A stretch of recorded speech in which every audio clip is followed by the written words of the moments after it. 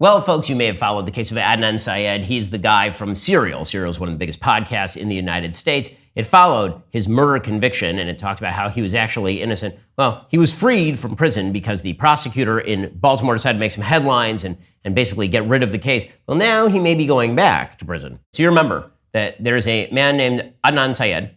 He was convicted of murder of his former high school girlfriend way back when. And then there was a podcast called Serial. It became the most popular podcast in America, and it called into question whether Adnan Syed had actually committed the murder. The suggestion was, of course, that it was some sort of systemic bigotry that led to the arrest and conviction of Adnan Syed. Well, now the appellate court of Maryland has ruled that a trial court had violated the right of young Lee, the brother of Hae Min Lee, the victim, to have been notified of and to attend the hearing in September where a judge vacated Syed's conviction. Now, the reason that the judge vacated Syed's conviction was not because the evidence actually demonstrated that he was innocent, per se. The reason that the judge vacated the conviction is because Marilyn Mosby, the district attorney in Baltimore, decided that she wanted to make some headlines, and so Adnan Syed should be released. Well, now, in a 2-1 decision, the appeals court ordered the trial court to hold a new hearing on the motion to vacate Syed's conviction that would give Lee enough notice to attend in person, unlike the previous hearing, which he joined via Zoom. That doesn't mean that Syed has to immediately go back to prison.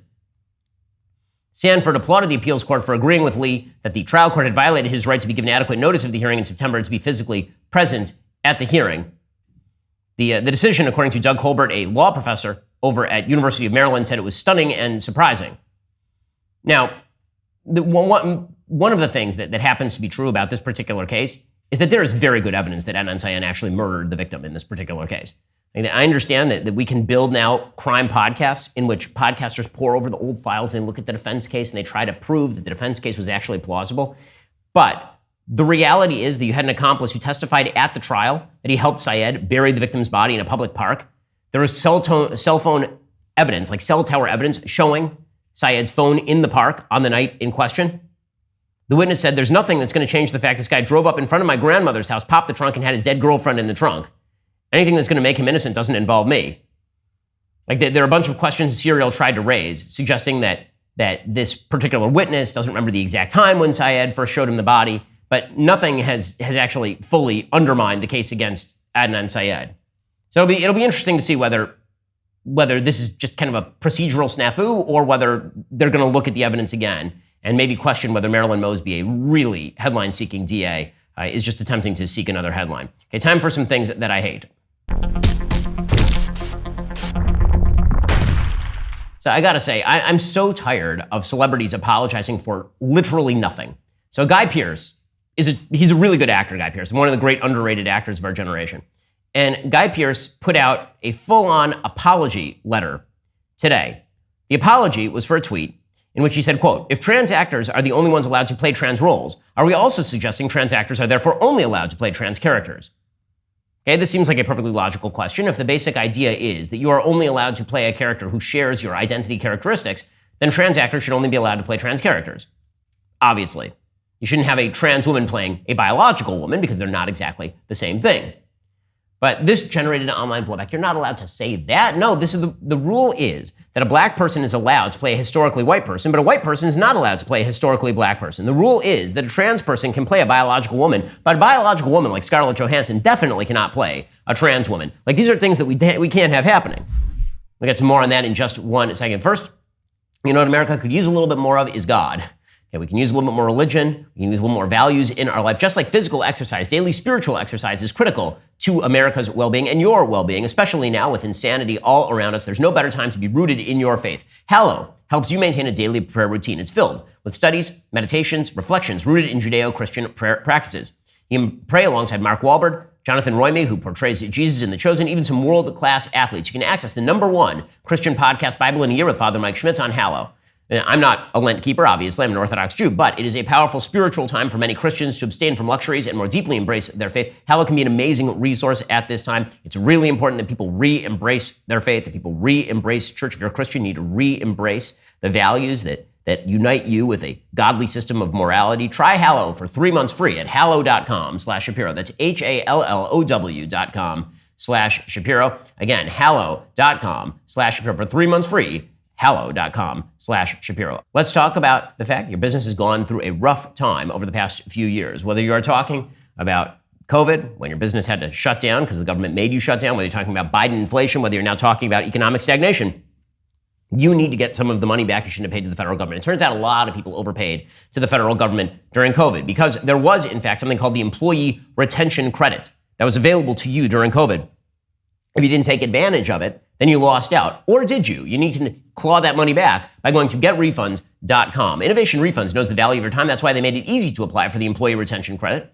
Go to getrefunds.com to get started in less than 8 minutes. See if your business qualifies for ERC assistance. Your business might be eligible for a payroll tax rebate of up to $26,000 per employee kept on payroll during COVID-19. Innovation Refunds has already helped clients claim over $3 billion in payroll tax refunds through the ERC. They might be able to help your business as well. There's no upfront charge. They don't get paid until your business gets its refund. Don't miss this opportunity. The payroll tax refund is only available for a limited amount of time. Go to getrefunds.com. Again, that is getrefunds.com. Getrefunds.com. Go check them out right now. If you're a member of a victimized group, you can do whatever the hell you want. If you're a member of the victimizers group, or at least you are higher on the intersectional hierarchy of power, if you're higher on that, then you certainly cannot take advantage of that position. So Guy Pearce questioned that. Now he's in real trouble. So he put out a letter. This sort of stuff is just pathetic Maoist struggle session garbage. It's really stupid. Here is what the letter said. Quote, "Hello, everyone. I see that raising the question of gender identity within the casting process on a platform like Twitter was not a good idea. For that, I apologize enormously. I acknowledge it has only stirred up and inflamed attitudes and made us all dig our heels in. I take responsibility for that and again, apologize for starting a fire. This is a subject that needs to be discussed face-to-face, person-to-person over a good amount of time and where we are all heard and understood. No, it isn't. This is a very, very simple subject. People should be able to play whoever the hell they want. That's it. If you're the best person for the part, you should win the part. I mean, like, does it require a face-to-face conversation to say you, a man, should not play a woman because you're a man? I mean, and again, if all you're saying is there's a set of rules, and the set of rules is members of identity groups can only play members of those identity groups, then that means that members of every identity group can only play members of that identity group. Period. Right? The rule applies to everyone. This doesn't require a long conversation. What he's really apologizing for is having spoken. And here's the thing. His cowardice is going to have no impact on Guy Pearce, but it has impact on every other actor in Hollywood who now is not as powerful as Guy Pearce and can't say the thing. Right? When powerful people apologize before the mob, it's not just that they're doing something wrong. They're doing something morally wrong. But they're also disincentivizing people who are not powerful from ever saying anything again. Because are you as powerful as Guy Pearce in American society? The answer is no. When people speak up loudly and clearly on subjects of public question, it's a good thing. When they don't apologize for speaking loudly and clearly, that's a good thing. Because it allows other people who don't have as much of a voice to also speak up loudly and clearly. Here's what Guy Pearce says. He says, I want to take this opportunity to say it is very clear to me that in many areas of life, discrimination, which should have no place in a modern society, unfortunately still thrives. Indeed, members of my own family have been subjected to different but every bit as pernicious prejudice. I understand how my question, asking if trans actors are the only ones allowed to play trans roles, then are we also suggesting trans actors are therefore only allowed to play trans characters, is insensitive. Why is it insensitive? The point I wanted to raise was one about defending the definition of acting and nothing more. Throwing the subject onto one minority group in particular was unnecessary, especially from a man like me, with a full house of privilege. I'm in no position to complain about fairness, at least not on my own behalf. Well, yes, you are. Fairness, the principles of justice apply equally to everyone if the principles of justice fall like the rain. It is not that justice applies to one group and not to another group. That's not justice. That inherently violates the definition of justice. When you say something like, I'm not allowed to, I have a full house of privilege, so I can't speak to a generalized principle. What you're really saying is the only people who get to speak on matters of public concern are members of the victimized groups. And that's just crap. It's just stupid. So bad on Guy Pearce for having apologized for what is a perfectly legitimate and indeed logical point of view. Quote, again, sincere apologies for crassly focusing on just one already harassed minority in my original tweet. It's so tiresome. It's so damned tiresome.